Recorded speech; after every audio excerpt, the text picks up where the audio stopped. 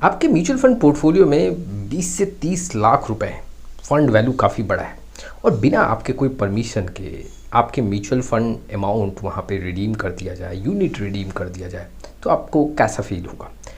अब जो है सेबी एक बहुत ज़रूरी एक फीचर इन्वेस्टर के लिए लेके आ रही है और इन्वेस्टर के लिए काफ़ी फ़ायदे का सौदा है। देखो, आप अपने म्यूचुअल फंड यूनिट को लॉक कर सकते हो।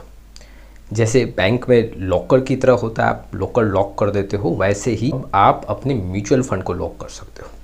आज के वीडियो में क्या बात करेंगे कि आखिर ये लॉक फैसिलिटी क्या है, इसके बारे में हम समझेंगे। इससे इन्वेस्टर को कितना फ़ायदा होगा ये भी हम समझेंगे, और क्या आपको इस फैसिलिटी का यूज़ करना चाहिए या नहीं करना चाहिए, इसके बारे में भी हम विश्लेषण रखेंगे। उसके साथ ही साथ कुछ और पॉइंट्स पे भी हम नज़र डालेंगे, कैसे इन्वेस्टर को ऐसे फीचर्स मिल सकते हैं। चलिए शुरुआत करते हैं। लेकिन आप में से बहुत ऐसे इन्वेस्टर हैं जिनको पोर्टफोलियो रिव्यू और डिज़ाइन को लेकर प्रॉब्लम है। डिस्क्रिप्शन बॉक्स में आए डिटेल चेक करें और व्हाट्सअप नंबर के थ्रू हमारे साथ जुड़ सकते हैं। देखो, सेबी ने एक नया फीचर यहाँ पे लॉन्च किया है। जी हाँ, ये जो फीचर है वो 30 अप्रैल 2026 से लागू होगा।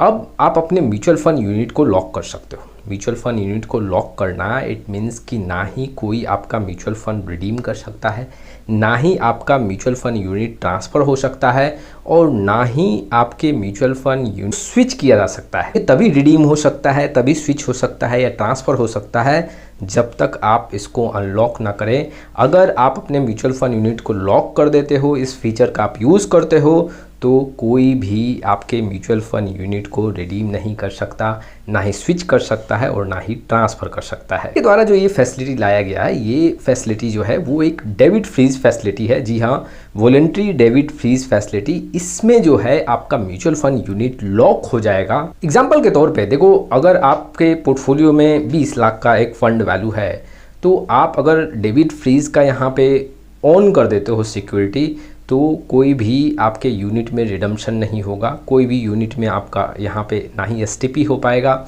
ना ही वहाँ पे एसडब्ल्यूपी होगा, कुछ भी वहाँ से आपका यूनिट रिडीम नहीं होगा।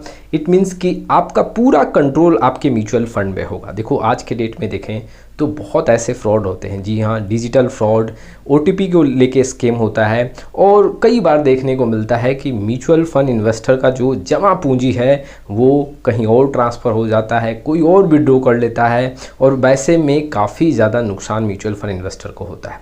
अब जो ये डेबिट फ्रीज फैसिलिटी है, इससे ना ही आपका कोई यूनिट रिडीम हो सकता है, ना एसटीपी, ना एसडब्ल्यूपी, ना ही कोई स्विच। तो इससे आपका यहाँ पे सिक्योरिटी काफ़ी स्ट्रॉन्ग बना रहेगा। आज के डेट में देखो, अगर देखा जाए तो बहुत ऐसे unauthorized access mutual fund investor के फंड में देखने को मिल रहा है, और सेबी काफ़ी ज़्यादा परेशान है। अगर देखा जाए तो बहुत ऐसे केसेस देखने को मिले हैं जिसमें अनऑथराइज एक्सेस हुआ है, ऐसे फ्रॉड हुए हैं जिसमें ओटीपी को लेके स्कैम हुआ है, या फिर पूरा फंड ही यहाँ पे ट्रांसफ़र हो गया है, दूसरे बैंक अकाउंट में ट्रांसफ़र हो गया है।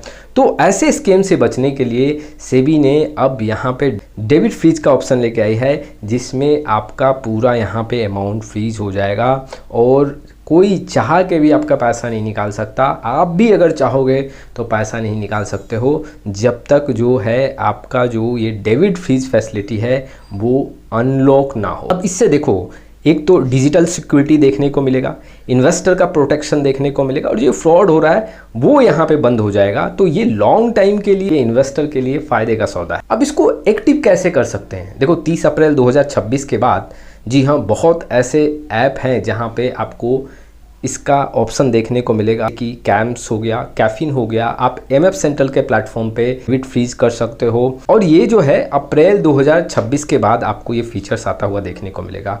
बस आपको क्या करना है, एमएफ सेंट्रल के वेबसाइट पे जाना है या एमएफ सेंट्रल के ऐप में जाना है, वहाँ पे आप अपना डेबिट फ्रीज कर सकते हैं। जो आरटीए है उसका प्लेटफॉर्म यूज करके भी आप यहाँ पे अपने जो म्यूचुअल फंड है उसको पूरा लॉक कर सकते हैं। जैसे आप एक लॉकर यूज करते हो, वैसे यहाँ पे आपका पूरा म्यूचुअल फंड यूनिट लॉक हो जाए। कैसे इन्वेस्टर को ये फैसिलिटी मिलेगा? देखो, आपको सबसे पहले समझना पड़ेगा, कुछ बेसिक पॉइंट है। आपको जो ये डेबिट फ्रीज फैसिलिटी है ये आपको तभी मिलेगा जब केवाईसी वेरीफाइड हो। दूसरा जो पॉइंट है कि आपका मोबाइल नंबर अपडेट हो। तीसरा जो एक पॉइंट है कि आपका जो है ईमेल जो है वो भी वेरीफाई हो। ये जो 3 पॉइंट है, अगर ये 3 कंप्लीट है तब जाके आपको ये फीचर्स देखने को मिले। इट मीन्स कि अब आपके सिक्योरिटी के लिए आपका KYC कंप्लीट होना चाहिए, आपके मोबाइल नंबर अपडेट होने चाहिए और यहाँ पे ईमेल भी वेरीफाई होना चाहिए। ये जो फैसिलिटी है जो सेबी के साइट से लाया गया है, इससे फ़ायदे और नुकसान के बारे में बात कर लेते हैं। सबसे पहले फ़ायदे की बात करते हैं। देखो, अगर आप लॉन्ग टर्म इन्वेस्टमेंट अपना लेके चल रहे हो तो ये जो एक फैसिलिटी है ये आपके लिए काफ़ी बढ़िया ऑप्शन है। जी हाँ, देखो लंबे टाइम में कई बार इन्वेस्टर क्या गलती करते हैं, अपने म्यूचुअल फंड में इन्वेस्ट किया और उसको भूल जाते हैं। अब कई बार 10 साल बाद 15 साल बाद जब वो चेक करते हैं, अपना पैसे की ज़रूरत होती है, तो उस समय जब वो म्यूचुअल फंड यूनिट रिडीम करने जाते हैं तो कहीं ना कहीं उनको कुछ फ्रॉड देखने को मिलता है। या तो पैसा रिडीम होता है या फिर कुछ दूसरे म्यूचुअल फंड में वहाँ ट्रांजैक्शन हुआ होता है और ऐसे में इन्वेस्टर काफ़ी ज़्यादा परेशान होते हैं। इन्वेस्टर के साथ काफ़ी बड़ा फ्रॉड देखने को मिलता है।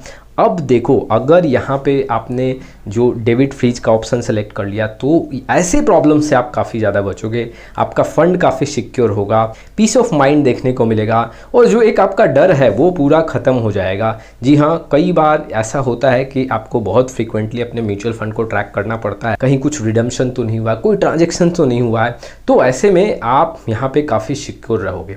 लेकिन नुकसान का भी सौदा है। देखो, ये लॉन्ग टाइम इन्वेस्टर के लिए काफ़ी अच्छा है, लेकिन जो शॉर्ट टाइम इन्वेस्टर हैं, जी हाँ, जो म्यूचुअल फंड में छोटे छोटे समय के लिए पैसा लगा रहे हैं, अगर वो इस फीचर्स का यूज करते हैं तो कहीं ना कहीं देखो, अगर आप वहाँ पे तुरंत पैसा रिडीम करने जाओगे तो सबसे पहले आपको वहाँ पे जो डेबिट फ्रीज है उसको अनलॉक करना पड़ेगा और वैसे में समय लग सकता है, आपको बहुत जल्दी पैसा रिडीम होकर वापस नहीं आएगा। तो जो शॉर्ट ड्यूरेशन के लिए यहाँ पे म्यूचुअल फंड में पैसा लगा रहे हैं उनके लिए ये काफ़ी फ़ायदा नहीं दे सकता है। जी हाँ, बहुत फ्रिक्वेंटली अगर आप रिडीम कर रहे हो तो ये ऑप्शन आपके लिए सही नहीं है। क्या म्यूचुअल फंड इन्वेस्टर को ये जो फैसिलिटी है इसका यूज़ करना चाहिए? इट मीन्स कि डेबिट फ्रीज को ऑन करना चाहिए। तो देखो, अगर आप लॉन्ग टाइम के लिए इन्वेस्टमेंट कर रहे हो तो करना चाहिए।